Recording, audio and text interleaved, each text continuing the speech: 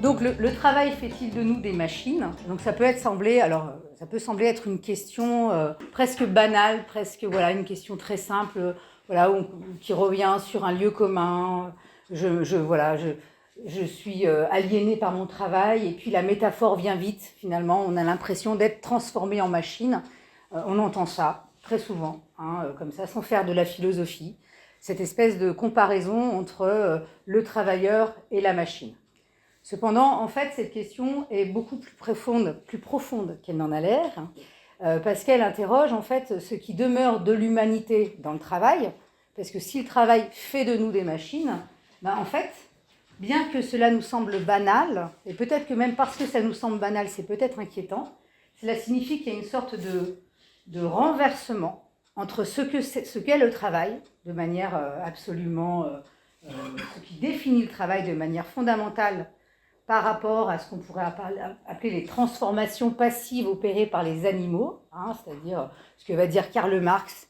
Vous avez peut-être tous entendu parler de Karl Marx, sans doute, et en tout cas de cette métaphore qu'il a fait, qui fait cette comparaison entre, voilà, une vieille comparaison pour certains et pour d'autres moins vieilles, entre l'architecte et l'abeille, et puis le tisserand et l'araignée. Voilà, il fait cette comparaison dans le Capital, et il dit l'abeille ne travaille pas, ni l'araignée d'ailleurs. Pourquoi? Parce que ni l'un ni l'autre de ces animaux, comme aucun animal ne travaille, parce qu'il produit des modifications dans la nature, bien sûr, l'animal.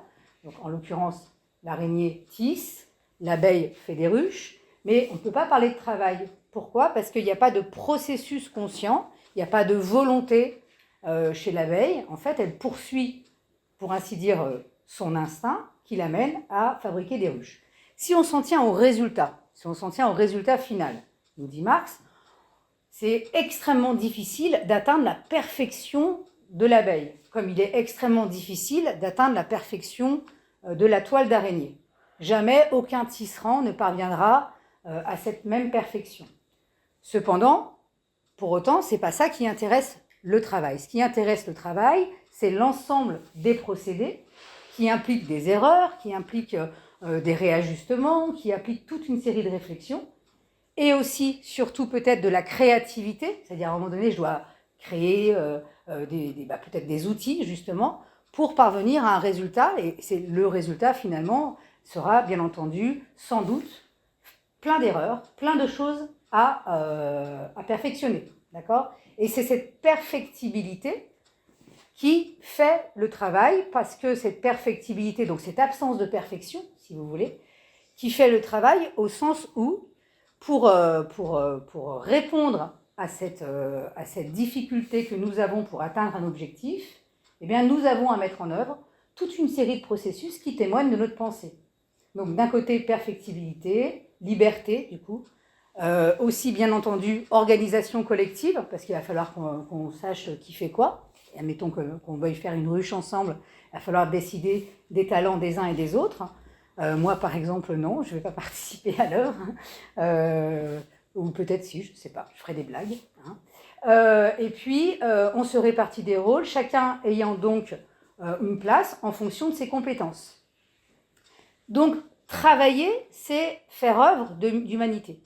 Vraiment. C'est-à-dire que fondamentalement, le travail, alors après moi là je commence par Marx, mais je ne vais pas reprendre tous les textes qui nous disent que le travail est fondamentalement le signe de l'humanité. Alors le travail entendu sous toutes ses formes, pas nécessairement sous l'idée, parce que nous dans le travail évidemment, pour nous travail égale rentabilité, égale aussi peut-être système occidental au sens large, c'est-à-dire avec l'idée d'un certain rapport à la nature où on va extraire des richesses pour les transformer. Non, le travail, c'est aussi le travail répétitif, pourquoi pas, des sociétés agraires dites plus traditionnelles. Vous voyez ce que je veux dire? Le travail, c'est l'organisation. C'est une organisation d'hommes ou de femmes qui, en fait, ensemble, décident de transformer une matière en vue d'un objectif qu'ils ou elles se sont fixés. Ok. Quand on dit « le travail fait de nous des machines », on entend déjà que derrière, l'idée, c'est que peut-être, l'idée perdue peut-être, c'est l'idée que le travail l'idée derrière, c'est que le travail vise la rentabilité. Car qu'est-ce qu'une machine? Une machine, c'est un système mécanique, d'accord, qui produit des mouvements, qui exclut pour le coup la pensée pas au sens où il n'y a pas de pensée pour faire une machine, mais au sens où il n'y a pas, si la machine fonctionne en tout cas, on n'a pas à réintroduire de la pensée ensuite. Le mouvement est établi, et alors ce qui est génial avec la machine, c'est qu'elle produit des résultats qui sont prévisibles, contrairement à un être humain qui va peut-être pouvoir se poser des questions et puis encore une fois faire des bêtises. Donc quand on dit que le travail fait de machine, cela signifie que finalement on exclut peut-être dans le travail, la quiétude c'est que peut-être on exclut justement ce qui est de l'ordre de l'humanité. Faire de nous des machines, ça veut dire que le travail, au travail déjà, ferait de nous des individus qui serions d'autant plus performants qu'on exclurait au maximum tout ce qui serait en dehors d'un résultat prévu, prévisible, établi, calculable, comme vous voulez. D'accord ? Mais quand on dit le travail fait-il de nous des machines, on se pose aussi la question de savoir. Alors je vais arriver là. Donc ce qui se passe, c'est que là je vous mets mon premier thème. Ce qui se passe, c'est que ce qu'on va voir, c'est que si le travail fait de nous des machines, c'est parce que précisément l'organisation du travail, en tout cas depuis le début du XXe siècle, va tenter d'exclure au maximum l'initiative. L'initiative, alors c'est dur à dire comme ça, mais en tout cas, tout ce qui peut aller à l'encontre donc d'une efficacité, d'une rentabilité et d'une performance. D'accord ? Étant entendu que la performance est ce qui est visé. Ce que je vais essayer de montrer, alors, c'est que en disant cela, je n'oublie pas que ce qui est central, c'est le nous qui est transformé par le travail dans la mesure où il fait de nous des machines. C'est-à-dire qu'on n'est pas constamment dans nos lieux de production, de travail, comme vous voulez. On sort du travail, parfois. Si le travail, on le réduit à l'emploi, on se dit bien que quand on sort de son lieu de travail, on est quand même nous. Ok ? Et que se passe-t-il à ce moment-là? Et c'est ça qui est très intéressant, c'est que en fait, nous comportons aussi dans nos rapports humains, bien au-delà du travail, entre guillemets, oui, comme des machines. C'est-à-dire que si le travail fait vraiment de nous des machines, on ne rentre pas chez soi le soir en étant autre chose qu'une machine. Ou alors, il ne fait pas de nous des machines. Je suis désolée de dire qu'il y a des choses quand même qui sont inquiétantes dans les comportements sociaux et qui prouvent qu'il y a une extension du domaine machinique, on pourrait dire. Donc, et alors, qu'est-ce que ça veut dire de devenir une machine? C'est ce que je vais essayer de montrer, finalement. J'ai dit tout à l'heure que la machine, en comparaison, je suis partie de Marx, d'accord, visait la machine à comme vraiment, comme qualité principale d'exclure finalement ce qui pourrait être erreur, défaut de calcul, etc. Si la machine est bien faite, évidemment. Elle peut aussi produire des effets catastrophiques. Mais si la machine est bien faite, elle vise un résultat qui est complètement prévisible et qui est reproductible et qui exclut la fatigue, qui exclut aussi, justement, ce qu'on pourrait dire les émotions, les sentiments, ce qui exclut très largement la pensée. D'accord ? La pensée qui n'est pas que calcul et raison, évidemment. D'accord ?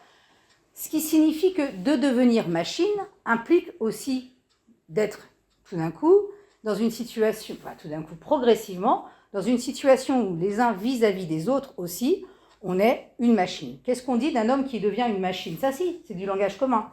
Être une machine, on dit, ouais, celui-là, c'est une machine. On ne dit pas ça comme ça, mais on peut le dire. Qu'est-ce qu'on veut dire par là? On veut dire que c'est quelqu'un qui, en fait, va réagir de manière extrêmement froide, instrumentale, sans jamais montrer la moindre émotion. Ce qui veut dire que devenir une machine, si jamais c'est ça la question d'aujourd'hui, et c'est que finalement, c'est un problème de société très, très, très important. Ça signifie que progressivement, on a aussi les uns vis-à-vis des autres des relations qui sont fondées sur l'efficacité, la rentabilité. On devient les uns pour les autres des instruments. Et peut-être qu'on peut s'efforcer de résister à cette tendance, mais devenir machine, c'est ça. Alors évidemment, je montre juste comme ça, mais j'y reviendrai ensuite, évidemment. Cela nous amène, alors on verra un texte, Gunther Anders qui l'explique très bien. Hop, je reviens. Cela nous amène au totalitarisme, au fait qu'il y a tout d'un coup une distinction qui s'effondre, celle du rapport des choses et des hommes, d'accord? Parce qu'il y a bien des choses qui ne peuvent pas être réduites réellement à des machines sans catastrophe, c'est les hommes. Est-ce que vous voyez ce que je veux dire? C'est-à-dire que, voilà, donc on évoquera tout ça ensuite, et puis, hop, voilà. Je reviendrai là-dessus après, et voilà, là je vais faire une bêtise. Bien, je reviens au début, donc je récapitule. Pour revenir au tout début, non, pardon.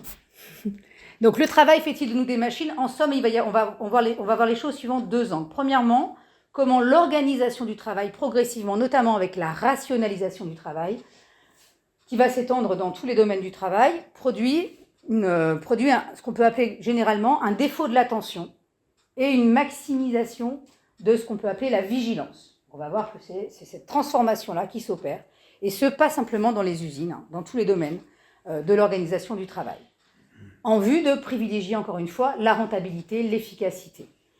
Et puis, nous verrons ensuite que devenir machine, eh bien, ça n'est pas on ne peut pas laisser son âme, comme dirait la philosophe Simone Veil, à l'usine.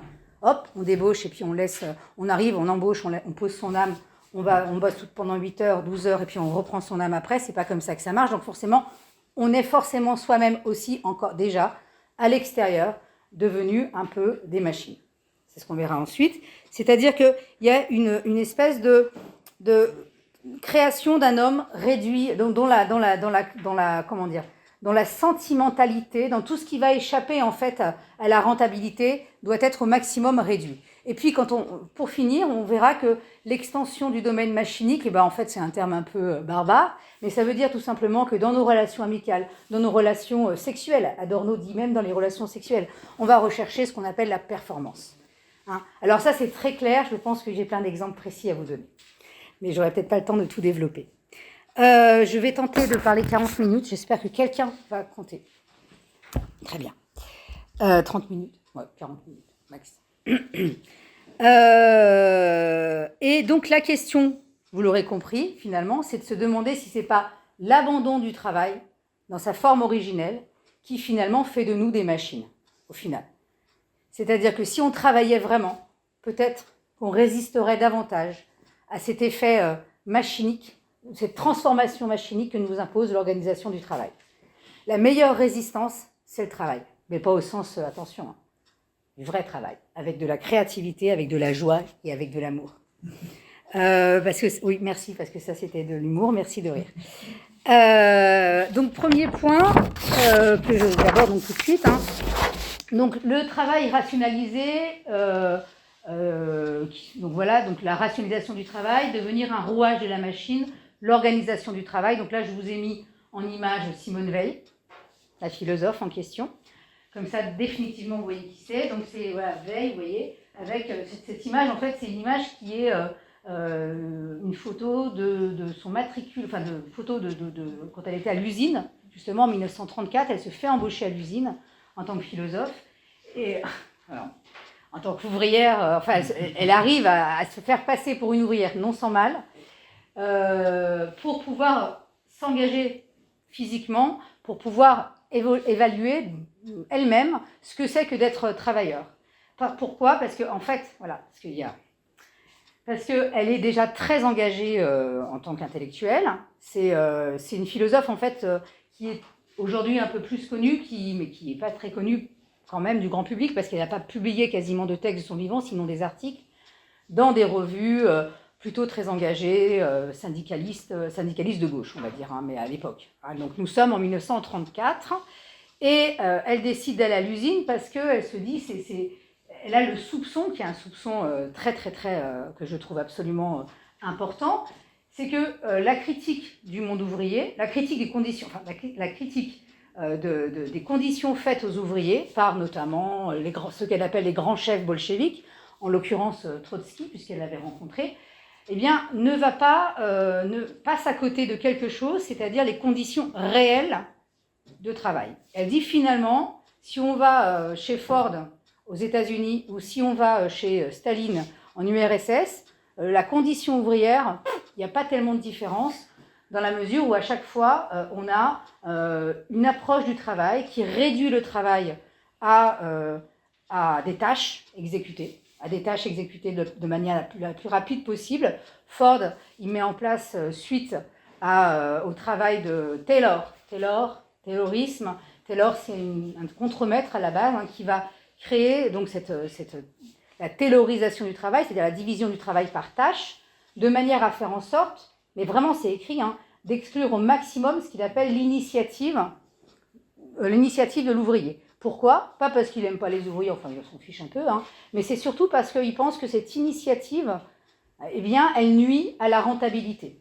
Donc lui, son travail à Taylor, donc Taylor c'est aux États-Unis, c'est vraiment de penser, au départ c'est pour son travail, et de penser l'organisation du travail au sein des abattoirs à Chicago.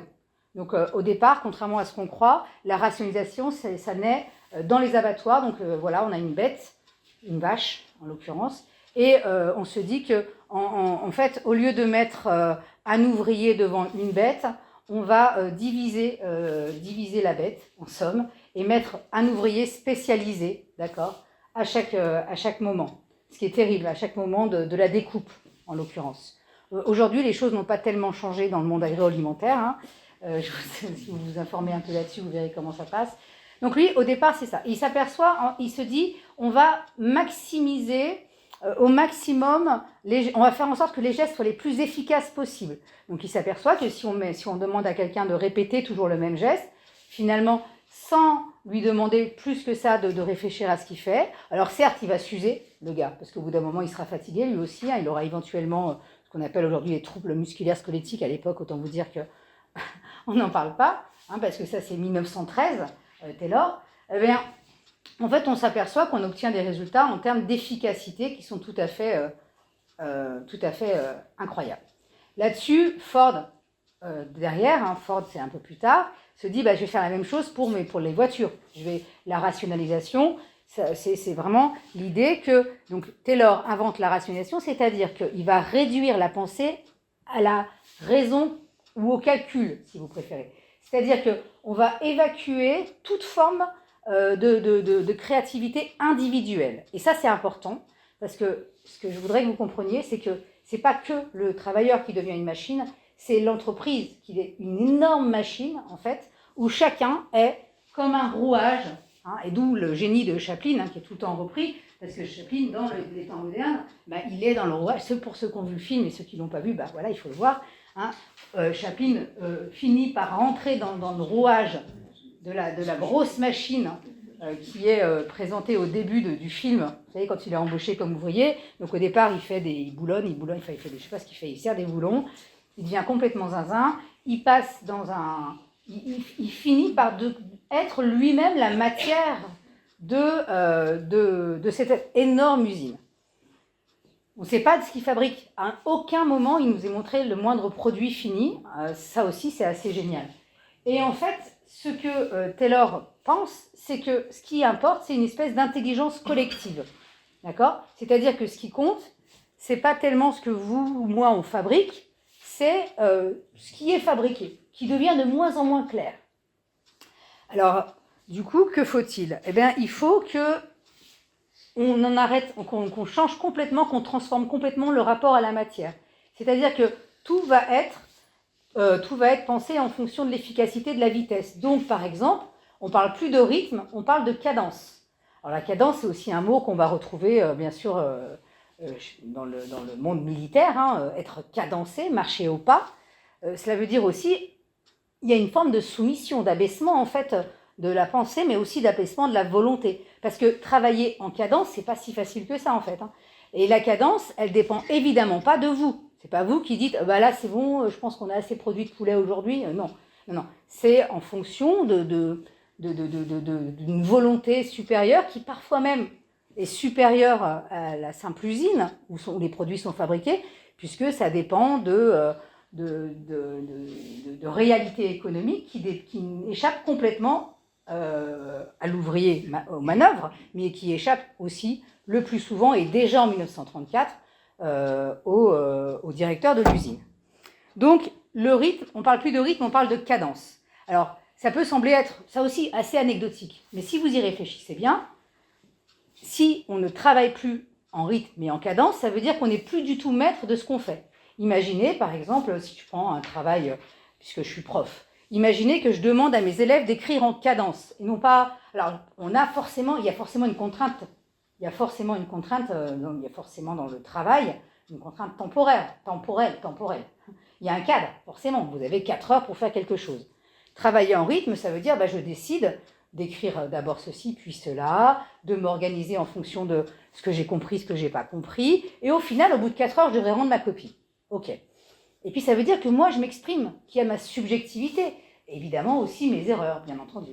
Travailler en cadence, ça voudrait dire que je cadence en tant que prof et que je dis une seconde, enfin non, n'importe quoi, une seconde, 3 minutes l'introduction, 10 minutes, hop, si vous n'avez pas fait, vous voyez ce que je veux dire ou pas? Ça veut dire que je devrais découper ces 4 heures, mais je suis incapable de le faire d'ailleurs, je serais vraiment nulle pour cadencer, moi, mais je serais obligée de diviser ce temps-là en temps qui serait autant de tâches, parce que c'est ça en fait qu'il a fait, ça veut dire que tout le travail, je vais le diviser en tâches, et chaque tâche va correspondre à un temps qui sera le temps qui sera imposé à chaque individu.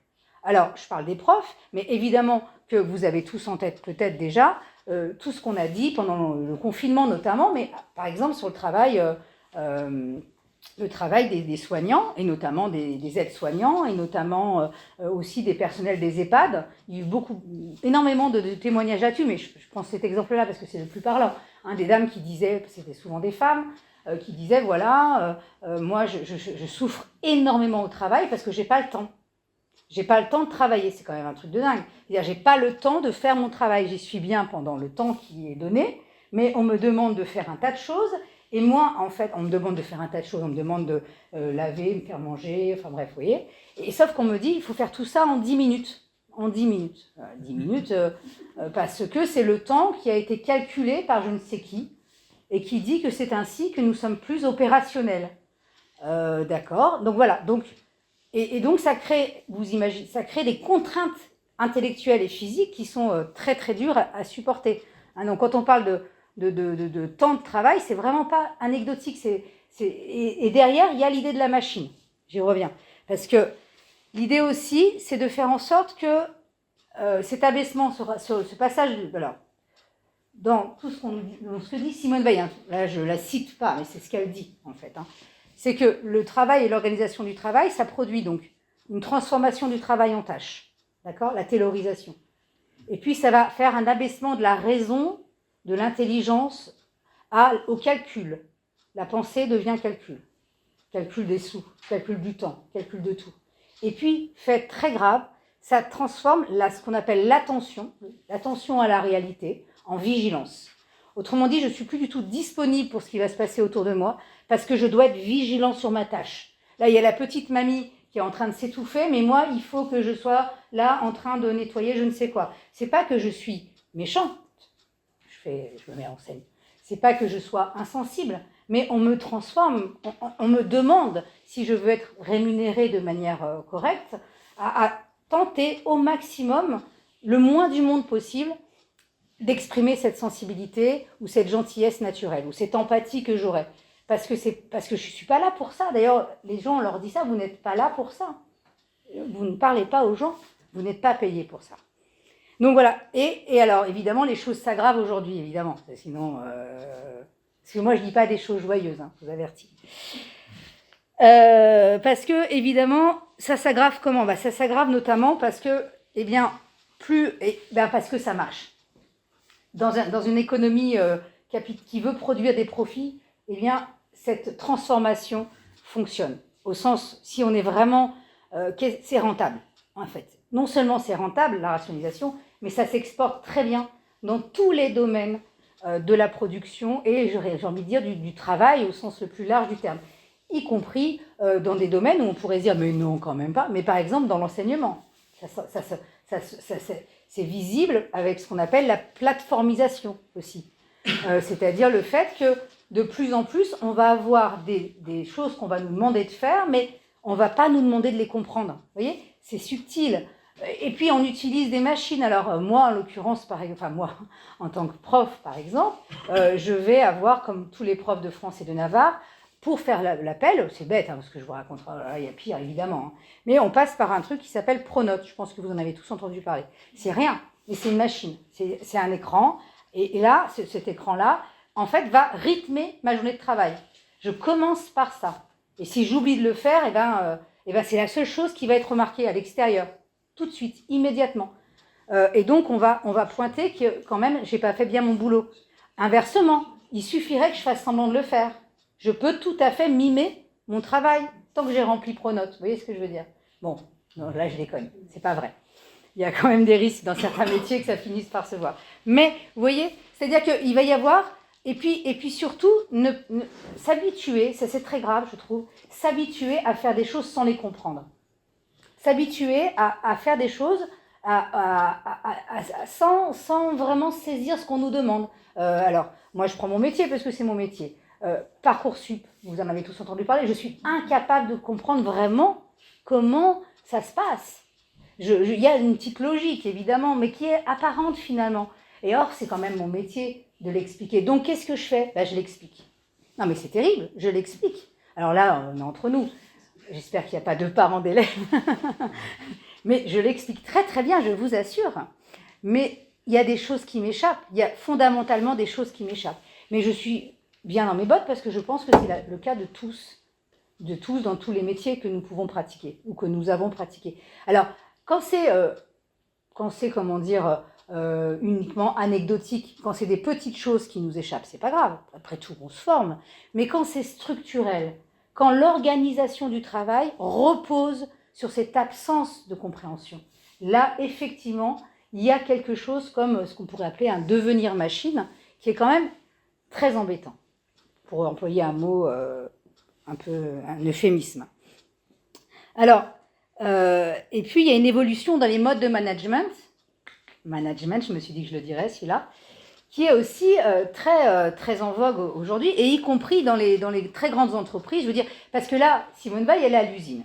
Mais elle a quand même déjà l'idée que vu ce qui se passe à l'usine, ça peut que se passer comme ça dans toutes les sphères du travail.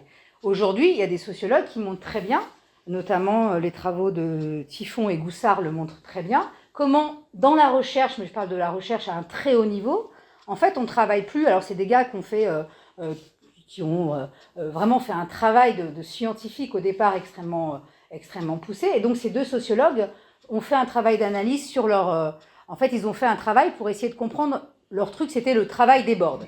Voilà. Comment le travail déborde. Et alors, ils montrent que les gens sont très stressés dans la recherche parce qu'ils ne peuvent plus rechercher, en fait. Ils finissent par se dire ça. Alors, comment ils y arrivent? Ils finissent par se dire qu'il y a encore 20 ou 30 ans, en fait, voilà, par exemple, monsieur, vous aviez un programme de recherche, vous étiez le directeur de recherche, vous aviez une équipe, il fallait arriver à tel ou tel résultat. Ça prenait du temps, il y avait plein de choses à... Et aujourd'hui, on fonctionne par appel d'offres et par, en fait, ils appellent ça, en fait, alors, attention parce que c'est très trompeur, organisation du travail par projet. Alors moi, la première fois que j'ai dit ça, je me suis dit, c'est chouette, c'est un projet. En fait, c'est pas le projet du chercheur, en fait. C'est un projet qui lui tombe dessus, et puis au bout d'un moment, il a atteint un certain nombre de résultats, il doit passer à un autre projet. Et parfois, il doit mener plusieurs projets en même temps. Ce qui fait que, en fait, pour pouvoir mener leur recherche, les gens finissent par travailler chez eux. En plus du travail qu'ils font à l'université ou à l'hôpital, puisque là, voilà, ça dépend si c'est des médecins. Vous voyez ce que je veux dire ou pas? C'est-à-dire qu'il va y avoir une logique là de la performance, mais qui dépasse complètement le lieu du travail. Je ne sais pas si je suis très claire. Donc voilà, donc ça, tableau un peu catastrophique, oui, je suis d'accord. Bon, évidemment, il y a des moyens de résister, mais je vous le dirai après, parce que sinon, ça ne va pas marcher. Alors, donc au cœur de l'organisation du travail, et c'est ça qu'il faut penser, c'est quand on dit le travail fait de nous des machines, c'est l'organisation. C'est pas un chef méchant, ça arrive. C'est vraiment l'organisation globale qui décide si oui ou non on est ou pas en devenir machine, si je puis m'exprimer ainsi. Pourquoi ? Parce que c'est l'organisation qui fait que si oui ou non, eh bien, on peut être dans un processus de créativité ou pas. D'accord ? Donc, à chaque fois qu'on a l'impression, en fait, qu'on pense à notre place, c'est foutu. C'est vrai, déjà. Désolée de vous le dire. Alors, du coup, faire de nous des machines, aïe, le texte, ça implique, en fait, et c'est où je voulais en arriver au bout d'un moment, ce qui me semble le plus important, c'est que ça nous invite progressivement à devenir ce que Gunther Anders. Alors, Gunther Anders, c'est un philosophe qui, pareil, comme Simone Weil, j'aime que les philosophes qui ne sont pas très connus. Alors, Gunther Anders, en fait, il s'appelle au départ Gunther Stern, et là il s'appelle Gunther Anders parce que c'est un philosophe allemand, juif, qui s'appelle Stern, il a dû changer de nom, du coup. Okay. Et Anders, ça veut dire autrement. Ça veut dire que c'est un gars qui a vachement d'humour, en fait. Donc il s'appelle Anders, on lui a dit il faut changer de nom, donc il a dit appelez-moi Anders, autrement. Voilà. Gunther Anders, ils ne se connaissent pas avec Simone Weil. Mais moi, je les connais tous les deux. Et c'est ça qui est chouette. Et en fait, alors là, normalement, si ça marche, parce que je voudrais qu'on puisse plus agrandir la... Non, on ne peut pas. Vous n'allez rien voir. Alors, je vais lire. Donc, Gunther Anders, il propose un néologisme pour parler de ce que je viens de vous dire. Il parle de chaplinite. Et ce qu'il propose aussi, c'est de penser que ce qu'il appelle la chaplinite, hommage à Charlie Chaplin évidemment, eh bien, ça nous rend analphabètes des émotions.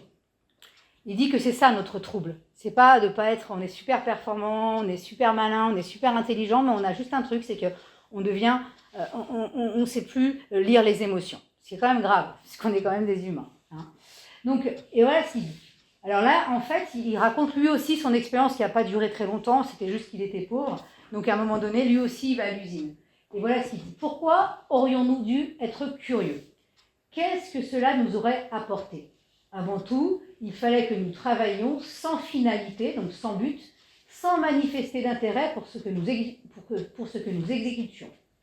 Pardon. Si l'un de nous avait interrogé le contremaître ou quelqu'un d'autre sur la finalité de ce que nous faisions, il aurait été au mieux repéré comme un original. That's one of your damn business. Ça veut dire quoi ? C'est pas tes affaires. Et quelques années plus tard, pendant la période de McCarthy, il aurait été considéré comme security risk. En réalité, parce que lui c'était aux États-Unis, excusez-moi, j'ai oublié de vous dire qu'il avait été à un moment donné exilé aux États-Unis. En réalité, c'était faire trop d'honneur à ce que nous faisions à l'époque que de le qualifier de travail. Et c'était une erreur. Comme nous restions aveugles à la finalité de ce qui y avait lieu, il s'agissait plutôt d'une sorte de gymnastique que nous étions contraints de faire 8 heures par jour, une gymnastique qui se composait toujours des mêmes exercices libres, ou plutôt d'exercices non libres. En effet, quelle liberté dans ces mouvements dictés par la chaîne. Des décennies auparavant, Chaplin avait présenté ces exercices non libres dans son film « Les temps modernes », en montrant un homme qui, le soir, au retour du travail à la chaîne, n'est plus assez libre pour se détacher de ses mouvements non libres et regarde déconcerté la danse de ses mains devenues, elles, des animaux libres. J'appelle cette pathologie la chaplinite. Il y a vraiment de quoi s'angoisser et s'inquiéter lorsqu'on prend conscience qu'en ce moment même, des centaines de millions d'hommes se livrent à cette gymnastique. Ils éprouvent même de la reconnaissance à l'idée qu'on leur permette de faire cette gymnastique, à la différence de ces millions d'hommes moins chanceux que sont les chômeurs. Ils proclament sans en démordre que le droit à cette gymnastique est un droit politique fondamental, où en fait, ils doivent le proclamer parce que sans cette gymnastique creuse, elle n'est d'ailleurs que de l'oisiveté déguisée, ils flotteraient dans le néant ou resteraient assis devant leur écran de télévision. Ils seraient alors contraints de liquider chaque jour la nouvelle bouillie de temps qui s'amoncelle devant eux. C'est terrible. Et l'on ne peut que s'inquiéter plus encore lorsque l'on songe au fait qu'aucun type de révolution déterminée ne saurait mettre un terme à cette gymnastique ou seulement la corriger. L'idée que l'homme se fait du travail dans les pays socialistes concorde exactement avec celle qui a cours dans les pays capitalistes, ce qui signifie que la transformation des rapports de propriété n'a pas conduit et ne conduira pas à un changement au regard des conséquences de la technique. Le discours sur l'humanisation du travail et celui sur le dépassement de l'aliénation ne seront que bavardages tant que nous vivons dans un monde traversé de part en part, et ceci chaque jour un peu plus par la technique. Bon, je passe sur le côté socialiste capitaliste. En sachant que Gunther Anders, comme Simone Weil, sont plutôt socialistes ou capitalistes. Mais n'empêche que ce qu'il pointe, lui aussi, c'est que la question, c'est bien l'organisation du travail. C'est bien là, et que finalement, Gunther Anders, il dit le problème du prolétaire, c'est effectivement qu'il n'est pas propriétaire de ses moyens de production, mais c'est surtout qu'il n'est pas libre. C'est surtout c'est ce défaut de liberté qui fait que finalement, il est aliéné. Alors, quand il parle de gymnastique non libre, vous voyez bien ce qu'il veut dire. C'est-à-dire qu'en fait, c'est des mouvements. Alors, faire des mouvements et les répéter, alors c'est hyper fatigant hein, au demeurant. On rentre chez soi, on est fatigué. Donc évidemment, hein, je vous passe ce qu'il dit ensuite sur les écrans. Et, on est en 1979 quand il écrit ça. Donc il n'y a pas du tout Internet, etc. etc. Que dirait-il aujourd'hui? Ce serait très drôle. Et alors, Gunther Anders, il a par ailleurs une idée qui est très forte. C'est l'idée de ce qu'il appelle la honte prométhéenne. Alors, d'abord, je vais le dire très vite parce que vous allez voir, c'est facile en fait. Prométhée, tout le monde a Prométhée. Vous voyez Prométhée, le mythe de Prométhée, Protagoras, Platon, vite fait, je le fais vite. Il reste 5 minutes? Non. Ouh là là là là. Alors, du coup, je vais accélérer mon processus. C'est pas possible. Alors, Prométhée, vite fait, Prométhée, c'est... vous savez, il a fait offense aux dieux parce qu'il a distribué, parce que son frère, en fait, avait oublié Épiméthée de donner aux hommes de quoi survivre, contrairement aux animaux. Eh bien, en fait, Prométhée décide de voler aux dieux de quoi survivre. Donc, en somme, la technique, hein, le travail et la technique. Et bien sûr, punition, châtiment, il est sur un rocher, le foie... repousse toujours, et il y a un aigle qui vient lui manger. Bon, ça, c'est le mythe de Prométhée. Le mythe de Prométhée, il nous invite à penser le fait qu'il faut faire attention à la technique, parce que la technique, elle nous invite toujours à nous considérer un peu comme des dieux, surtout qu'on n'est pas suffisamment vertueux pour savoir l'utiliser à bon escient.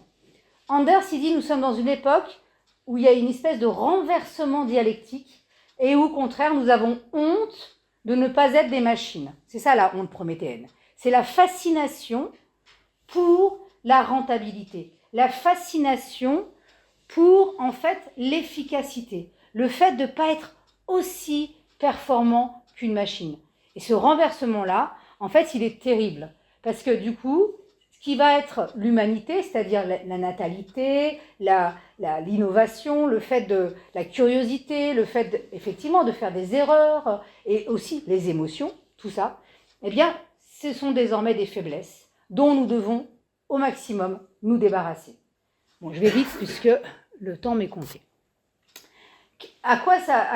Ce à quoi ça nous amène, finalement, alors là je vais un peu vite évidemment, hein, c'est-à-dire que c'est ce rapport machinique au monde, hein, ça nous amène à ce que Hannah Arendt appelait la banalité du mal, ça vous avez sans doute entendu parler de ça, c'est-à-dire l'idée en fait finalement qu'on exécute, c'est quoi? Ça veut dire que finalement, on pourrait dire qu'il y a une forme d'abaissement moral. Alors Simone Weil a cette formule que j'ai mis là, hein, les choses jouent le rôle des hommes, les hommes jouent le rôle des choses, c'est la racine du mal. Pourquoi elle dit ça? Parce qu'on va être davantage préoccupé par l'objet fabriqué que par les hommes qui les fabriquent, dans la mesure où on va faire en sorte aussi que les hommes puissent être interchangeables.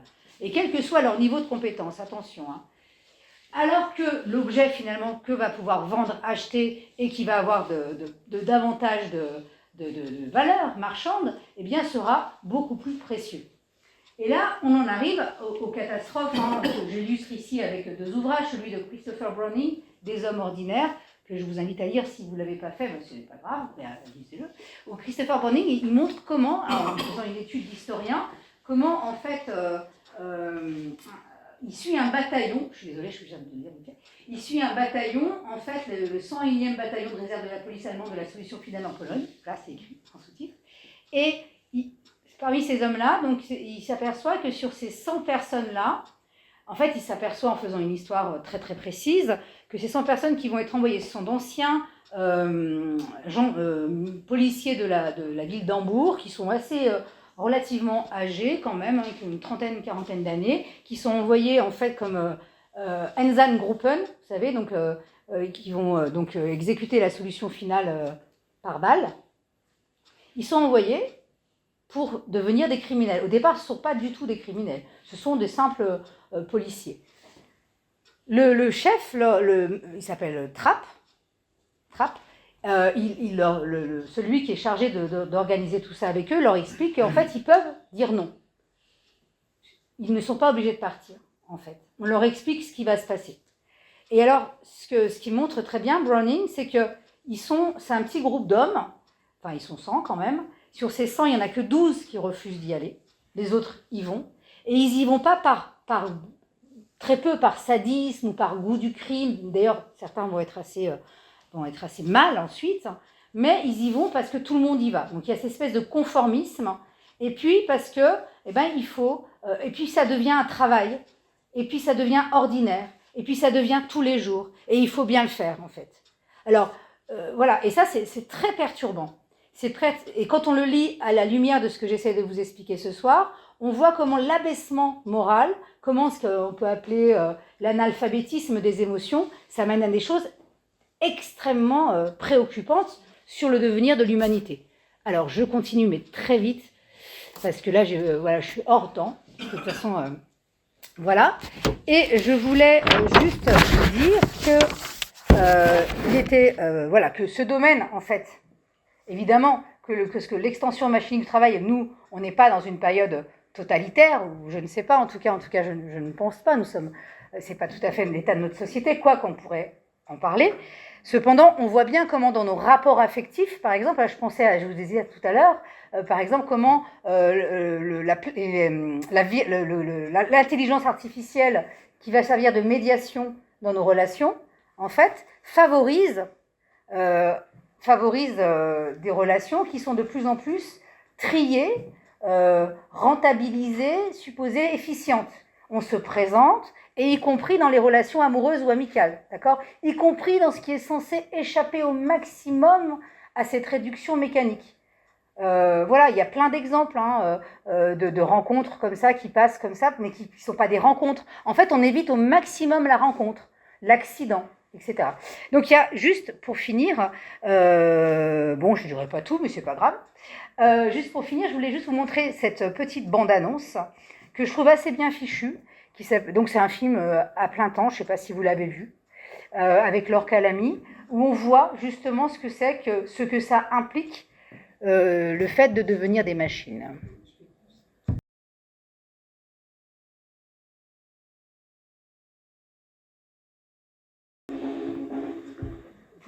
Peut-être qu'il y en a qui l'avaient vu, ce film, non ? Ouais. Donc en fait, ce qui est intéressant, et je conclurai là-dessus, c'est justement qu'il montre bien comment, alors voilà, parce qu'on n'en a pas parlé, mais on peut l'évoquer, cette espèce d'indisponibilité. Voilà, elle peut pas, elle est toute seule avec ses enfants, elle doit les déposer chez une nounou et le moindre grain de sable, donc là c'est une grève, ça fait tout exploser en fait. Et ce qu'elle vit au travail, forcément va générer va cadencer l'ensemble de sa vie en fait. Et voilà, donc je trouvais que c'était, en plus effectivement, elle est tout le temps en train de courir. Et à la fin, je trouve ça génial. Elle lui, ça va, c'est finalement tout ça pour trouver du travail au final. Tout ce qu'elle vit en tant que femme de ménage dans un grand palace, c'est pour en fait espérer avoir un travail. Et quand elle lui dit ça va, après cette longue pause, vous allez pouvoir venir travailler, c'est quand même assez drôle, quoi. Voilà, écoutez, je crois que j'ai fait un peu le tour assez rapidement, mais pas tant que ça, il paraît. Merci. Écoutez, non, mais